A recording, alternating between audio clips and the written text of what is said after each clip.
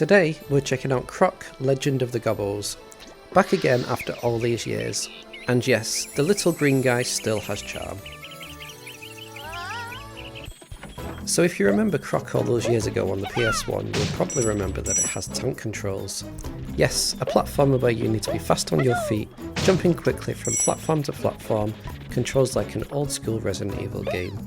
Well, you'll be happy to know there's no tank controls this time. Movement feels much smoother and more modern, which makes such a huge difference when playing the game. Visually, the game's been cleaned up nicely.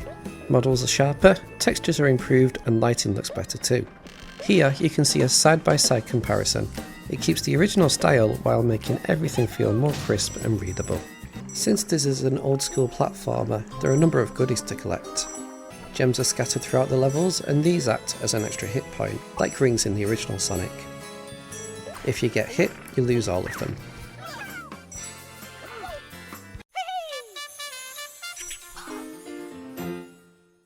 Each level also has 5 Gobbos to save, and there's a 6th Gobbo that you can only get if you find all 5 coloured gems in that level. The tricky part is the coloured gems can look just like normal gems until you pick them up. I was really surprised that there's also an option to enter a password like the original if you didn't have a memory card back in the day.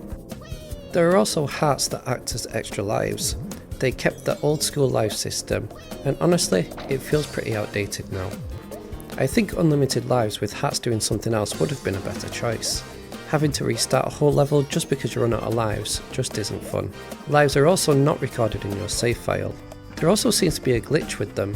If you get a game over and choose to continue, you restart with 3 lives. If you choose not to continue, you still start in the same place, but with 6. So the game basically says, congrats on giving up, here are some bonus lives. At that point, why even have lives at all? But probably the worst part of the game for me is a bug when jumping from the edge of a platform. There are some tricky jumps in this game, so you naturally try to get maximum distance. However, if you jump at the very edge, Croc just fails to jump and just falls straight off.